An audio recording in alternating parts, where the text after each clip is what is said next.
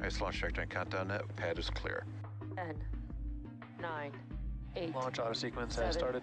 6, 5, 4, 3, 2, 1. Go for launch.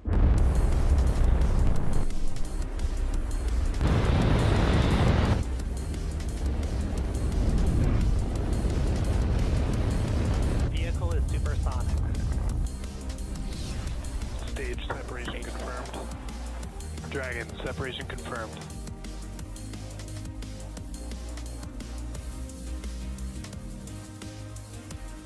Stage 1 is transonic. Landing legs have deployed. And Falcon 9 has landed.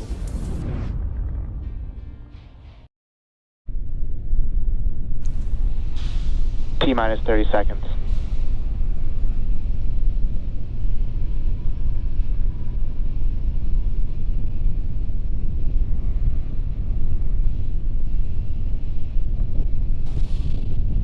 T-minus 15 seconds. T-minus 10, 9, 8, 7, 6, 5, 4, 3, 2, 1. And the liftoff is on now. Go WorldView Legion.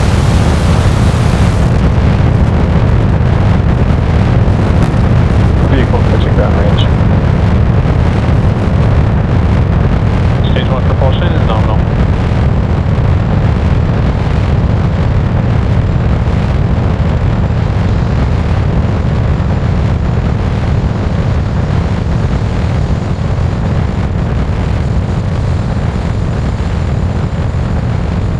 At T plus 35 seconds and counting, Falcon 9 has successfully lifted off from Space Launch Complex 4 East, carrying the WorldView Legion satellites. In just a few seconds, we'll throttle the engines. Telemetry nominal. There's confirmation that engine telemetry is nominal. We are preparing to throttle the engines down in preparation for max Q, or the period of maximum aerodynamic Supersonic. pressure on the vehicle. And with that call out, we know that Falcon 9 is moving faster than the speed of sound. During ascent, we tilt the engines. Q. There's the call out for max Q. Now, the technical term for that engine tilt is called gimbaling. That turns the rocket horizontally in what we call a gravity turn. The vehicle is still going up, but now we're also heading horizontally away from the launch pad. The rocket typically needs to go about 17,500 miles per hour in order to avoid being pulled back down to Earth and reach orbit. You can keep an eye on that Stage 1 telemetry in the bottom left-hand corner of your screen. Now we have 5 events coming up in quick succession, and we should hear all of these called out by Mission Control, starting with MECO, then stage separation, SES-1, first stage boost back burn, and fairing separation. During MECO, we'll shut down all 9 M1D engines on the first stage.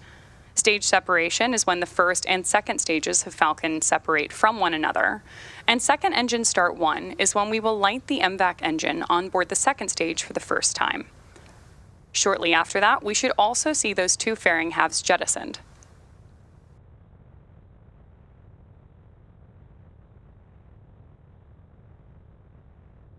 Main engine cutoff. Stage separation confirmed.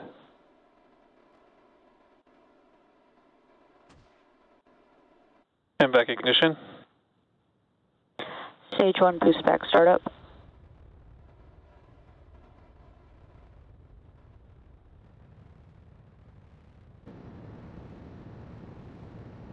Fairing separation confirmed.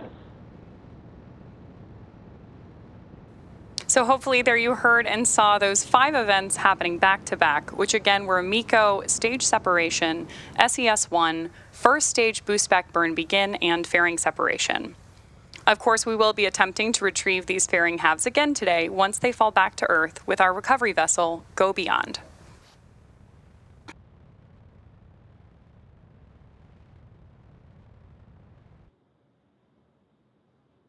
Stage 1 boost back shutdown.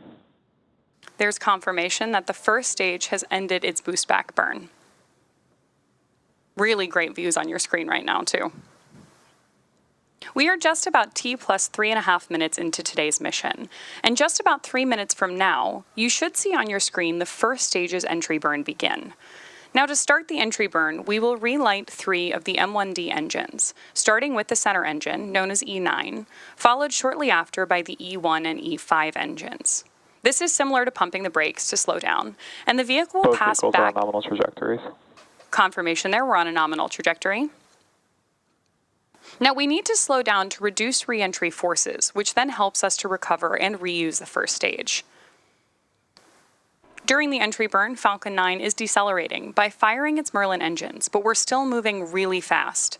This causes the vehicle to fly through Merlin's exhaust gases, also known as the rocket's plume, which deposits a layer of soot on the vehicle surface. That soot comes from the carbon-based fuel that Falcon 9 uses, and with each flight, the soot builds up a little more on the outside of the rocket. Oftentimes, prior to launch, you can see the soot from prior flights on the first stage.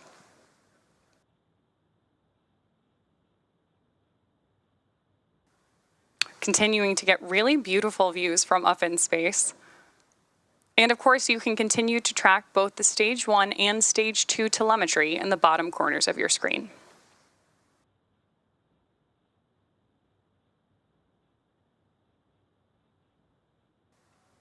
On the left-hand side of the screen, you've got views of our grid fins with the Earth in the background.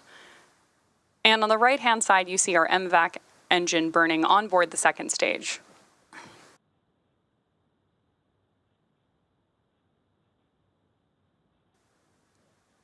On board the second stage are Maxar's first of 2 WorldView Legion satellites.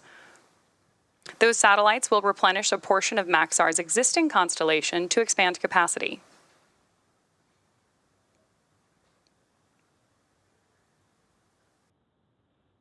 Again, in the bottom left-hand corner of your screen, you can track that Stage 1 telemetry as it continues to decrease its altitude on its way back to Earth. And in the bottom right-hand corner, you can watch Stage 2's ascent to orbit.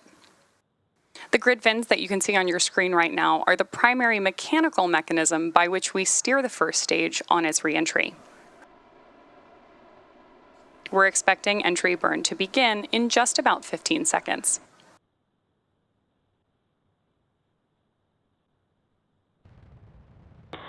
Stage 1 entry burn startup. There's confirmation of entry burn startup.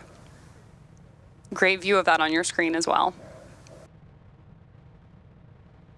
Reusability is key to lowering the cost of spaceflight, which enables more investments in critical scientific research.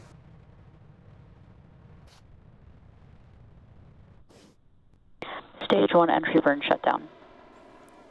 With confirmation of entry burn shutdown, the Falcon 9 first stage supporting today's mission has now performed that entry burn 20 times.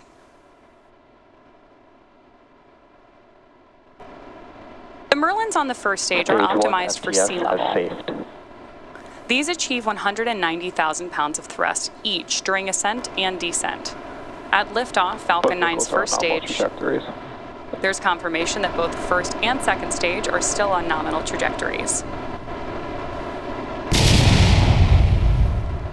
Stage 1 transonic. Confirmation there that Stage 1 is transonic. Stage 1 landing burn. Stage 2 FDS has safed.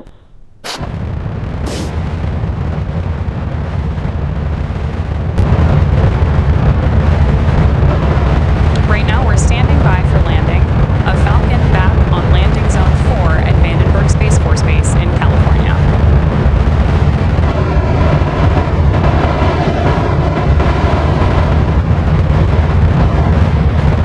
Landing light deployed.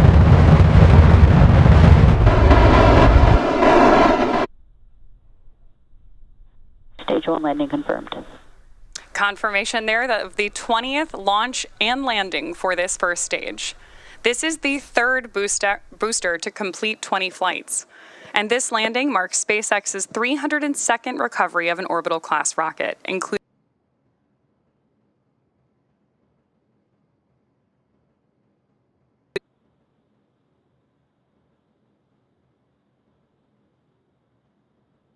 Meanwhile, up in space, we're continuing to get beautiful views from our second stage.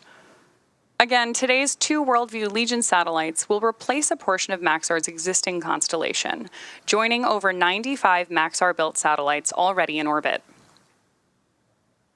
Maxar combines frequent monitoring over key areas of change with scalable analytics to deliver near real-time information to their customers. The WorldView Legion satellites on board Stage 2 today are the beginning of a new generation of satellite made to image the Earth more frequently and at higher resolution than ever before. WorldView Legion will support multiple kinds of data collection, allowing one platform to support both monitoring and mapping missions.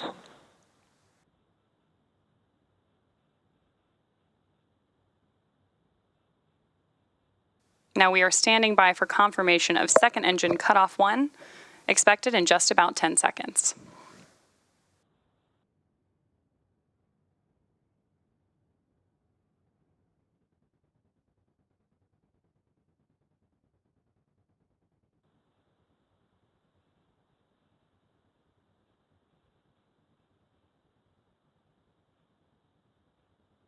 MVAC shutdown. There's confirmation of MVAC shutdown.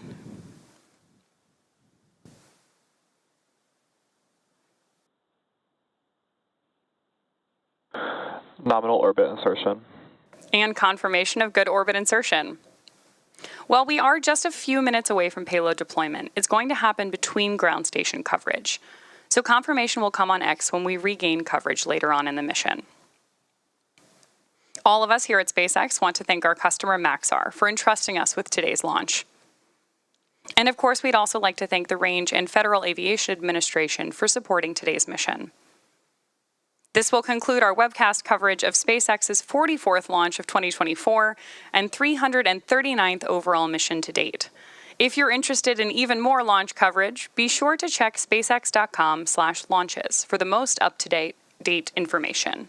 Thank you for tuning in. We'll see you again soon.